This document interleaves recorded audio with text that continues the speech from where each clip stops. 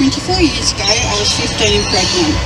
My pregnancy wasn't a typical pregnancy, as I didn't know I was pregnant until I was 6 months gone. I only had 3 short months to wrap my head around the fact that I was going to be somebody's mum and have a baby. The day my baby was born was like a nightmare playing out before me, except I was awake and living it. I hadn't thought my little baby move for a day, and it wasn't until my doctor pointed it out that I started to worry. I was told to head straight to the hospital and get seen to. Once I got to the hospital labour ward, they attached all the monitors, and I heard my baby's heartbeat, and I got to see her on the screen, just relaxing. I was told to go home and get some clothes and to come back shortly because they wanted to induce us. Me. We were so excited knowing that today was the day we were going to meet my baby. Once I got back to the hospital and back up to the ward, they reattached all the monitors, and this time it wasn't as exciting as the first. This is where my nightmare truly began.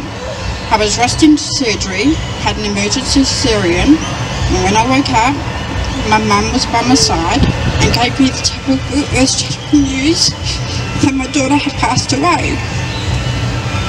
Those words forever changed my life. I named my little girl Kirsty Li, meaning beautiful princess in Chinese.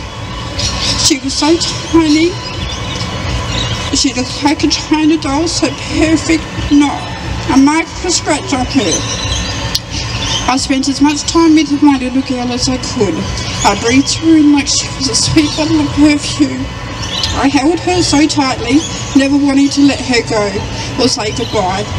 I took as many photos as I could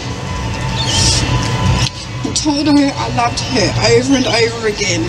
I got to bath her, hold her, do all those things that us mothers get to do as a privilege, except I only got to do it once. I cherished every single second of that time. I told her all the hopes and dreams I had for her, and I told her how she would forever be loved and in all of our hearts and never forgotten. Having to say goodbye to my little girl was the hardest thing I've ever had to do in my life, and in the months to follow I was walking around like a ghost. I was in a fog, a haze, and nothing made sense to me. I felt my life was over and I couldn't go on without her. My heart was too broken and I was too empty. I didn't want to see or talk to anyone. I just wanted Kirsty, my baby, my everything. I am thankful that I have her few belongings, her dress, her teddy bear, her blankets and her photos, because sometimes those few precious belongings are what helped me to get through all those rough days. And my family and I talk about her all the time. Even though she isn't here, she is still a very big presence in all of our lives. Without my family's help, I would never have gotten through her loss. My beautiful children, my mum and my beautiful partner. It was because of all of them that I have become stronger. Even after so long, I still miss her. I miss every single second of every single day with her. The feeling of emptiness never goes away. Some days are always harder than the others, and living with the loss of not having a child is a pain that no one should ever have to go through, and it is not an easy thing to live with.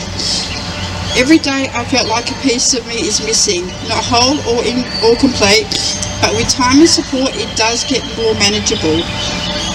We learn how to breathe again, and even if it is for just a short while. Thank you.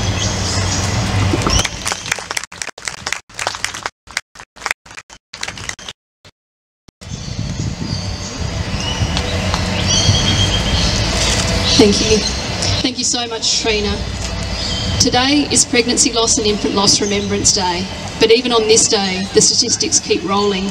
Already today, 4 families have joined you and I in becoming bereaved parents, and before the day ends, 2 more families will find out that the baby they are carrying has not survived. So what can we do? It seems so overwhelming. But you being here this evening, you being here with your family and your friends, you are making a difference by saying, my child matters and my child is loved. We can all be the voice that makes this topic less taboo, and we can all be the voice of support for families that unfortunately may be joining us here next year. Our parent speaker tonight was Trina Harrison. You could all hear the love that she still has for her daughter Kirsty Li. But there is something that Trina didn't tell you, but I will. Trina is one of our most dedicated parent supporters at SANS WA. She volunteers her time, more than most, to answer the calls that come into our 24-hour support line. And she, like all our volunteer peer supporters, and just like you, is a bereaved parent. A parent who has, within their experience of loss, found an inner strength and channeled that strength into offering a unique support to help others.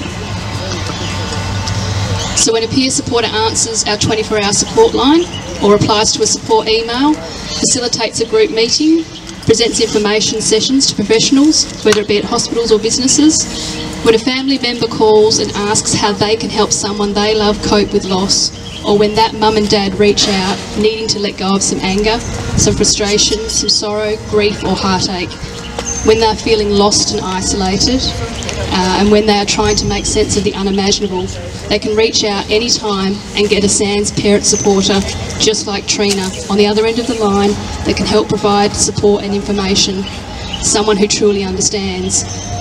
You being here this evening speaks volumes. It means that we widen the conversations around miscarriage, stillbirth and infant death. It means we are here together to support ourselves and to support each other.